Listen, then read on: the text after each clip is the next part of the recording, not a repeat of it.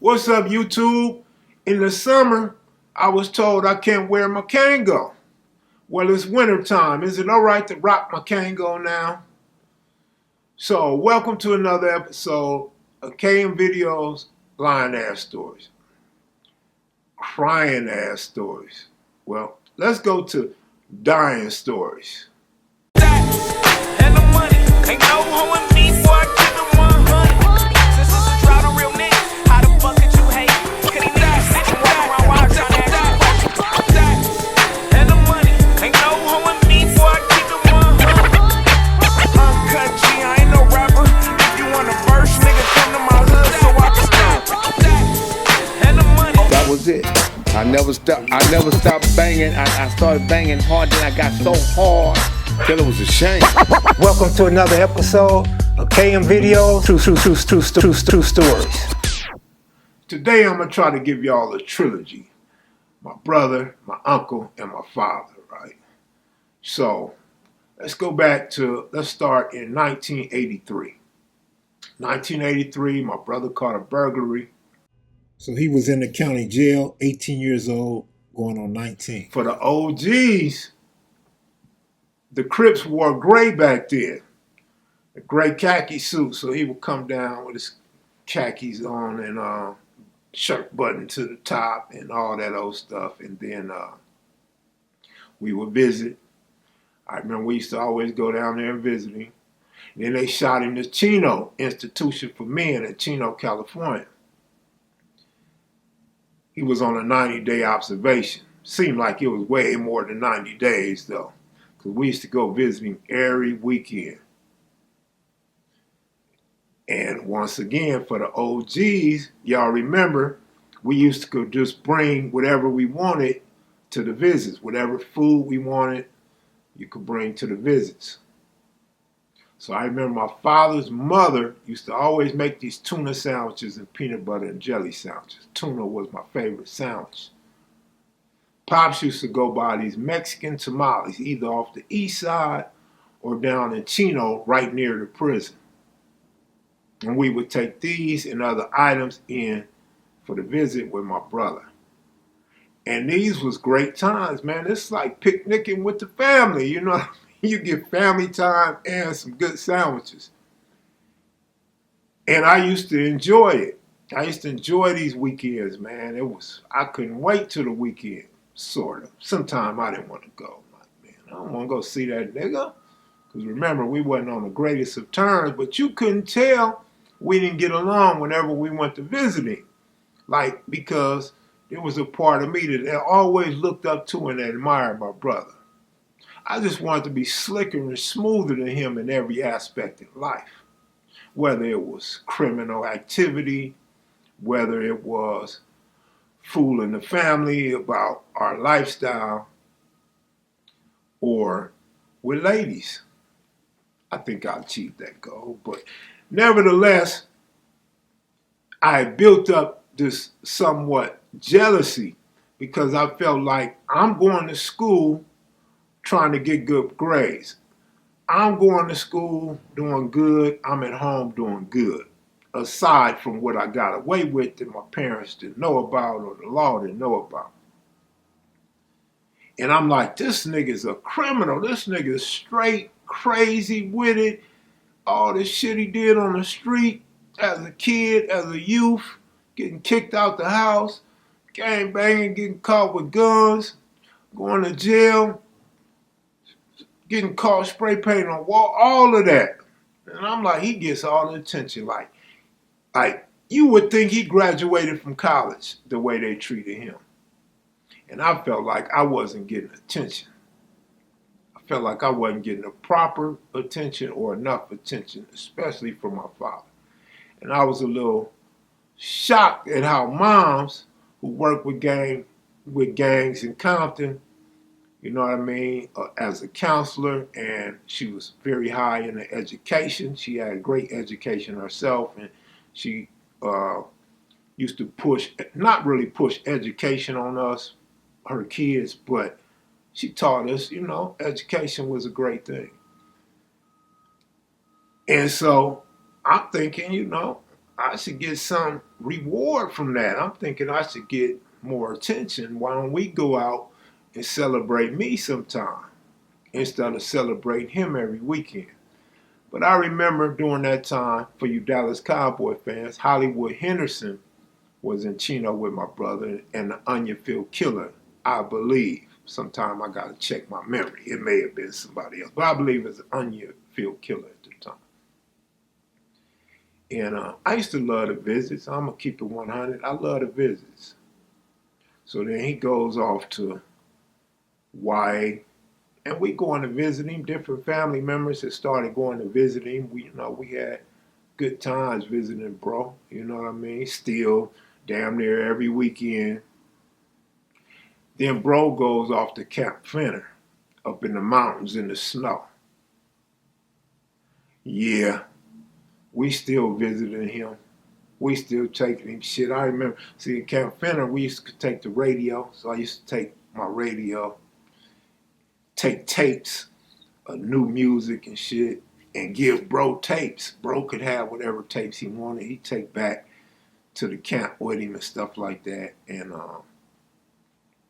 the camp was different because there was no fences, no barbed wire, none of that shit. So it's like, really like an army base or something, as far as you got the bungalows, you got the front office, the correctional officers in there, but you had pretty much free reign, although they had these wooden things that were surrounded the visiting area, so you knew the visiting area and you were supposed to stay in the visiting area.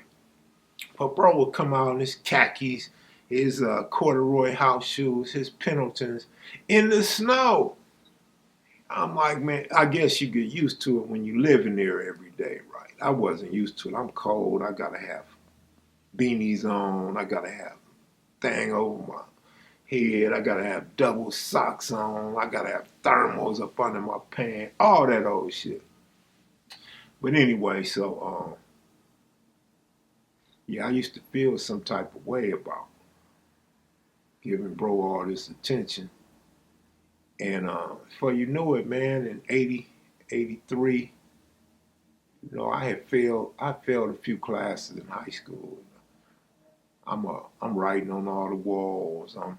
I'm breaking in houses. I'm just breaking in cars. I'm doing all the stupid shit that my brother did because I want to be like my brother. I really want to be like my brother so bad, man. I admire this dude, man. And I like this cripping. I like this criminal activity. Whereas before, I wanted to be like him, but I didn't want to be turned up like that, right? I didn't really know how the family was going to perceive me or what jail and prison was like. Eventually, the inevitable happened. I started following in his footsteps to the point of jail and prison, catching cases, being labeled a criminal, and no good and all that stuff. So I remember, man, my uncle, my oldest brother went to jail. I remember my uncle, my mother's brother. He made a statement to her. He said, that's good for him. I don't feel sorry for him, talking about my older brother. And then he says, those dudes are criminals. They deserve to be in jail. They deserve to be locked up. So now he's talking about my other brother. And I felt some type of way about that. But I'll never forget. I'll never, ever forget, and this will be in the next, this applies to the next two videos. I had expressed to my mother a dislike for my uncle and my father. Whatever me and my father was going through at the time, I wasn't cool with it.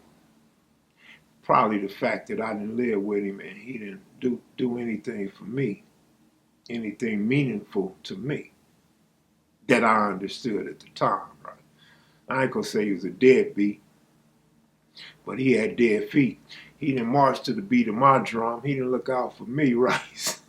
So, Mom's told me, she said, at the end of the day, he gonna still be your uncle, and he gonna still be your father. And I've repeated this story many times to family members and friends. He's gonna be your uncle, and he gonna still be your father. Man, that resonated so hard, man. It was like getting hit in the face with a brick. I never forgot that. And so I didn't hold no animosity toward my uncle or my father. I remember as a kid, my uncle used to always pick me up and take me to San Luis Obispo and other spots because he liked to run track. I don't want to say too much about my uncle. I want to save it for his video, but Uncle used to take me to McDonald's and we would get these egg McMuffins and sausage McMuffins and hash browns. He would always drink coffee. I would get orange juice. And them days were so memorable and so fun to me, man. I get to go hang out with my uncle. This nigga had all kind of nice cars, Corvettes, MGs, all convertibles. You know, Uncle was rolling. So I like to get in the car with him and go out, spend weekends with him, watch him run track, take pictures of him for him and all that type of stuff. My uncle got me my first camera, a little C110, and that's how I learned to take pictures, just from that little small camera he bought me. Uncle had ended up getting with this woman, and they got married, and so his relationship to the family had kind of ceased. He didn't really hang out with us. He didn't do things with us or for us any longer. And the way he looked down on my brothers, and I'm knowing that I'm living the same lifestyle, I just haven't ended up being locked up, had me feeling some type of way about it. But moms understood my position, and those are mom kids. She probably felt some type of way too, but she never mentioned it. She never said anything to him, me, or probably anyone else. But moms was going through it to where she was feeling down, she was feeling depressed. And she used to express that to me. And at that time, she used to tell me, you the only son that haven't been locked up, and I expect more from you. So mom always expected more from me, so that's why I used to hide my activities from her and try to do right by her. But I remember around that time, my oldest brother, in about 1982, maybe a year earlier than that, my brother used to bring me his little gun so people don't steal my pigeons, and I could cap on them if I catch them, stuff like that. And I remember one time somebody stole my brother's motorcycle and out the backyard. So I had this gun that I used to call myself protecting the house and the property with. I remember bro had this gun too. He had a bunch of guns. He had a bunch of guns, and I remember he put them in my mother's speaker box for her stereo. You unscrew the woofers, and you got all this space in the speaker box, so he would hide the guns in there. And I remember the police had came. He warned me that they was coming. So I took the guns out the speaker box and hid the guns on my neighbor's property. And when they ended up catching him and he went to jail, my father took all the guns, but I kept that one. So at that time, I had my own gun too. But moms didn't know all this and stuff. We talking 1983, when I was in high school. I kind of got off subject and don't really know what my point is right here. I probably won't even edit this out, man. I want to share my memory loss with y'all. Memory loss is real, y'all. But anyway, so man, bro did time from 83 to 86. He got out. He went right back. He got out in 89. He went right back. He went back in 91. He got out in 94. He got out in 94. Went right back. 3 strikes. So he spent his adult life locked up, man, from 17 up until recently when he got out for 3 strikes. He was out on the street 2 years, but he was in jail a lot during those 2 years, from 89 to 91. So a lot of those stories took place between 89 and 91 when I start telling these stories, right? Unless it's about our childhood. So basically, I tell this story to set the scene for the upcoming videos. And the fact that my brother was a fuck up, stayed locked up all the time, and my dumb ass want to follow in his footsteps. I want to be like bro. Always communicating with bro, letting him know the changes that I'm going through in life and what's going on in adulthood, keeping him abreast of family and friend activities. I even used to go see bro on my own, something that my mother and my father had showed me, that you don't not love your family member because he locked up. You be there with them, for them in hard times. And so, you know, that's something I picked up from them. So I would always go see my brother, whatever prisons he went to, until I could no longer visit. You know, I tried to go visit Lil Fee. They wouldn't allow me to visit Lil Fee. I went to visit my homeboy Peanut in the feds until they no longer allowed me to visit the feds either. So they started tripping on me for some reason. They took away my visiting privileges from all these dudes. Mind you, I had been out of prison already and hadn't been in no trouble or no arrest. But, you know, it's just part of life, man. It's part of life. And I want y'all to stay tuned, man, for the next couple videos. I know a lot of y'all gonna say, hey, it was non-climatic. Oh, you did a long video and nothing good came out of it. That's because you dudes are caught up in this hatred and this violence on one another, and y'all looking for them type of videos. Y'all don't even care that y'all watching content about dudes that are known snitches. Y'all don't care that y'all watching videos keep repeating the same thing about the same people over and over and over. Yo, this is kevmacvideos, man. Y'all check me out. Be sure to click that like button. Leave a comment if you like it. If you're new to the channel, please subscribe, man. I'm telling you, I got better stories than this. I was just setting the scene, and now I find myself explaining myself, which is never a good thing. I'm out of here, y'all. Y'all have a good one, man. And I don't want to forget to say, peace.